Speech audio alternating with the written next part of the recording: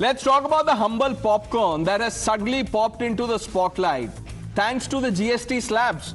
The GST, heralded as the beacon of simplification in the convoluted world of Indian tax systems, seems to have found its Achilles heel in a snack synonymous with movie nights and family gatherings, and perhaps now TV debates.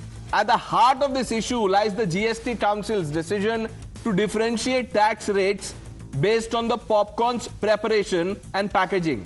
Unwrapped, unflavored popcorn sits comfortably at 5% GST, while its pre-packaged, labeled siblings escalate to 12%. Add a dash of caramel, you are looking at a steep 18%, a decision that Finance Minister Nirmala Sitharaman defended as a reflection of the product's transformation into a sugar confectionery, she said. This tax formula, viewers, has ignited a firestorm of criticism and humor on social media. The public's reaction has been nothing short of cinematic. Memes have been made showcasing the absurdity of having to calculate tax rates based on whether one's popcorn is salted, spiced or sweetened. Social media users have even humorously questioned if the next on the tax slab will be the air we breathe or the water we drink, depending on its temperature or source. The wit is sharp, the sarcasm palpable, reflecting a broader sentiment that GST, instead of simplifying tax, has added layers of complexity to the mundane aspects of daily life. Viewers, in the end, what's in a popcorn? Perhaps a sizzling lesson in governance, a reminder that in the effort to be precise, policies can sometimes lose sight of their primary goal: simplicity and fairness. As the meme fest continues and the public discourse around GST rates on popcorn simmers, it's clear that the road to a genuinely effective and simple tax system in India is still littered with kernels of contention. Let's quickly open this up without any delay. Tuhin Sinha stays on. Suhail Seth joins us, needs no introduction. Salem Dharnidharan, spokesperson of the DMK, also with us. Professor Monojit Mondal completes the panel. Suhail, why are you so upset with the popcorn tax slabs? I'm not upset. I'm just amused.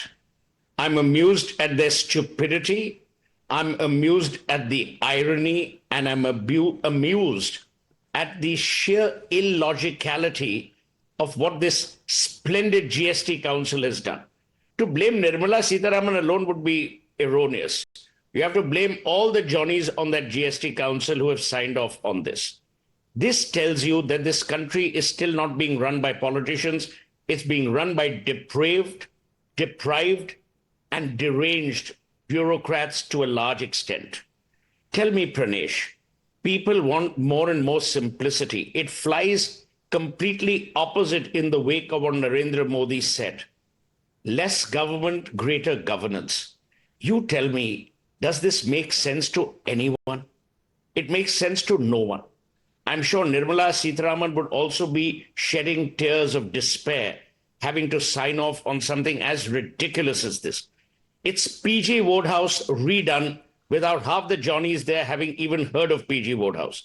This is, to my mind, the death knell of this government's disastrous tax policies. The GST, as Arvind Subramaniam tweeted, was a good and simple tax. Forget what its normal terminology is. What have you done? I mean, you're a laughing stock of the world. Here is a country which is supposed to simplify things. We are the masters of digitization. We have enabled more and more startups than ever before. And this is what we do with a humble packet of popcorn. I mean, who are you hurting? You're hurting the following people. You're hurting children. You're hurting people who use or, savor popcorn as a healthy snack. You're hurting the person who manufactures it. You're hurting people who sell popcorn because they'll go nuts. Now you tell me, Pranesh, what if I gave you popcorn with stevia? It's a sugar derivative, but is sugar-free. How much will you charge me for this? No, I tweeted today. I said, I'll bring the aloo, I'll take the mutton from the supplier, and I'll have my masala dosa. What the hell are you going to charge me? I mean, it's so stupid. Okay, let's bring in Tuhin Sinha. Plus, the goddamn GST on someone selling their car and incurring a loss. So you're actually taxing people on their loss. you have to be either a sheer genius or an absolute dolt. Tuhin, you'll have a lot of answering to do, but I have a simple question. If you have a salted caramel popcorn, what would the slab be?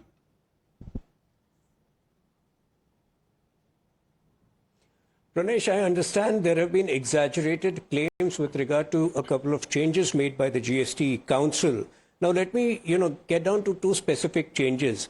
There are two broad categories, basically, salted food items and sugar-coated items. The salted food items are charged at 5% and the sugar-coated items are charged at 18%. That's basically the difference. But yes, I mean, somebody made it about popcorn. I do understand the communication should have been better from the government.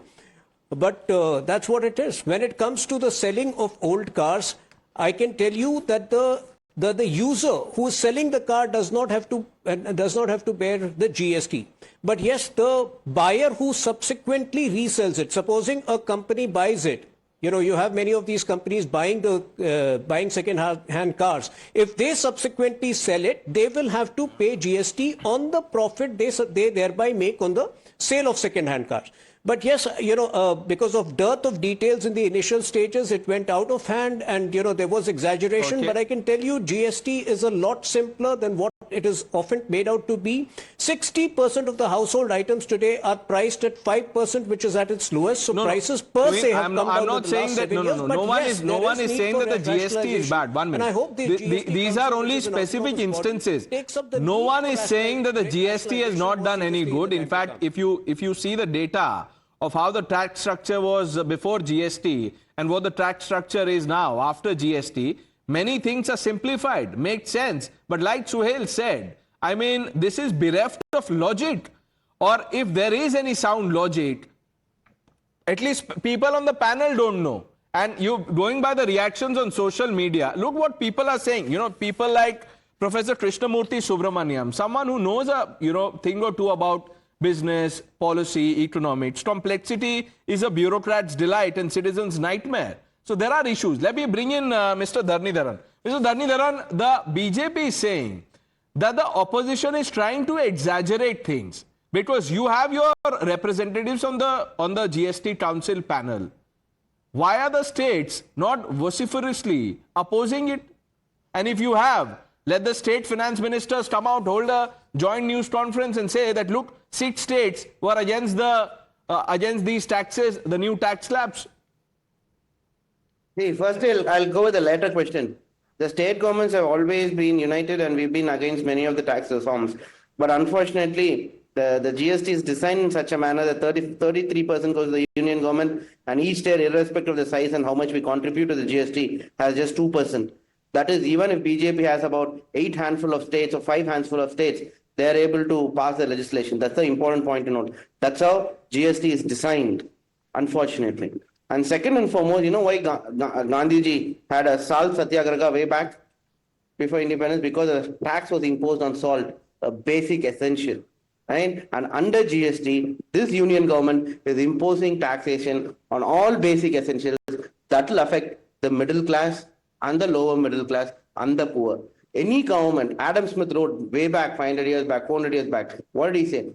Taxation such that you need to know where to pluck from whom and to give whom. But this government takes it from the poor, middle class and gives it to the rich, which is why the corporate taxes have been reduced from 35% to 22%. And then taxes on essentials such as fuel, rice, wheat, anything and everything has been increased. What this has done, it has increased inequality in this country. As Thomas Piketty wrote recently, that India has one of the highest inequalities in the world and has now reached the levels of what it was in the British Raj. What is inequality? You take money from the poor and the middle class and give it to the super rich. I get the spirit of your argument, Mr. Dharnidhara. I'm asking you a specific question. If what you are saying, was this point put across by the finance minister of Tamil Nadu or the representative, the revenue secretary or whoever went to attend the GST council? And if they did, then they should perhaps put a tweet out, a press release and say that we said this, we opposed it. Because the BJP is saying this is exaggeration. All of you were party to the decision. No. See, there is no consensus decision making in the GST council. It is based on 33% of what the union government wants. Okay. And how many states are the BJP rule, even Northeast Union Territory included? Then there are about only eight states. BJP has the numbers and they're clear. I am the national spokesperson of the DMK. I represent the party. My voice is clearly that DMK did oppose it. We've been seeing even from the earlier days when after DMK has come to power, how we had vehemently opposed many of the stances of the GST Council. And in fact, former Finance Minister also made a strong point on how smaller states are given more time than Tamil Nadu. I'm not saying they should not be given, but the point is there is no system in which states can make a decision. Right? We don't have a system even like in the parliament or like in the upper house. For example, states have, like for example, Tamil Nadu has about 16 Rajya Sabha members and maybe Northeast has about one or Union Territory has about one Rajya Sabha member. Right. So Professor Mondal, what do you make Every of this? state has one. But before that, why don't you answer popcorn. the most popular question, which is your favorite popcorn flavor? Yes. Frankly speaking, I don't really take popcorn. My children are taking them. But the fact remains that now 1 part of popcorn has now come up to the level of health insurance in this country, with 18% GST. And you are talking about what happened to the other, opposition-led chief ministers or finance minister not opposing this decision. Yes, we did. Mamata Banerjee did talk about the health insurance, one of the most fundamental issues of human life. You are still levying 18%, the highest GST on the premium of health insurance. So what else can we expect from this government? This is an entirely anti-people government. This is an entirely government that runs counter to the problems of the government. So we can't really do anything unless and until this government is shaken from within, and I completely agree with Suhail Bhai. Most of the times we really don't gel with each other. But on this count, I completely agree with them. Okay, so you're bonding Some over of the popcorn with Suhail bureaucrats, said. Absolutely, with the constricted mind, Suhail they is saying are something. running this government.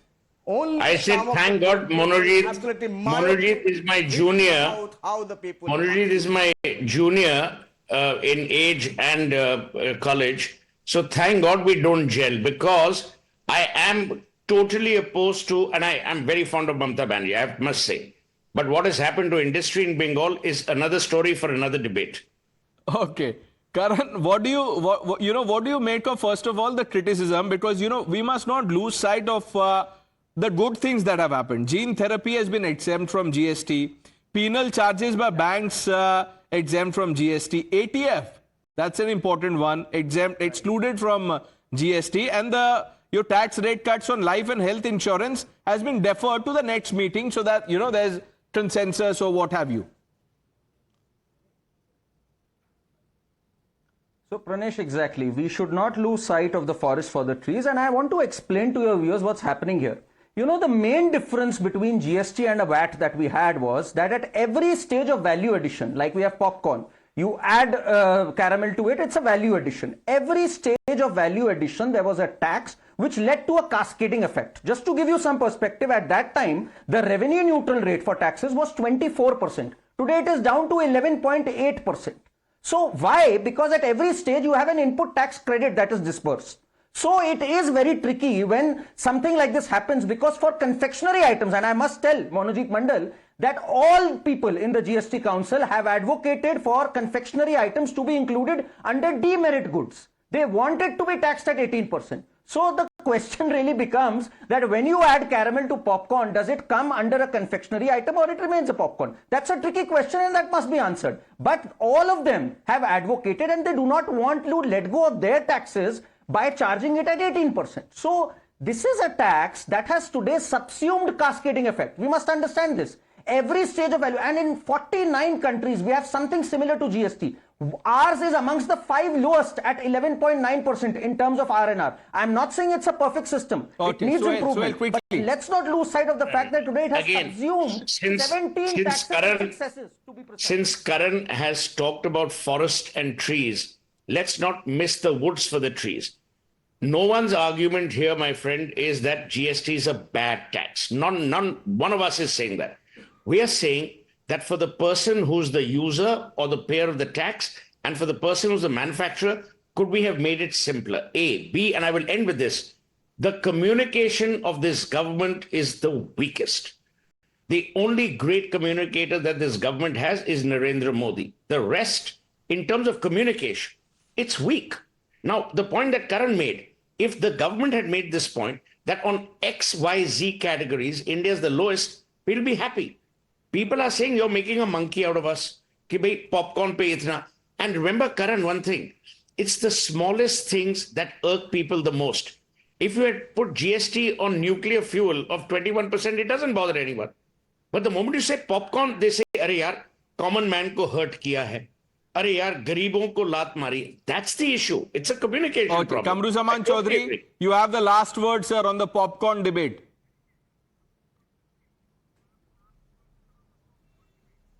Yeah, Pranesh, one thing, we are very much amused, like since 2017, who is advising Nirmala Taiji out here? The person who advised Narendra Modi on the demonetization drive? Or is it like social media trolls like Rishi Bagri, who met the finance minister just one day after the budget? That's the big question that needs to be asked. Because every step of the GST, there are around 1,000 amendments that has been done by the finance minister as on date. That is very alarming. Who's advising the finance minister, but I don't think Mr. Soros is advising this government. We've run out of time. I thank all of you for joining us on India Upfront. The news hour with Navita Kumar on the other side.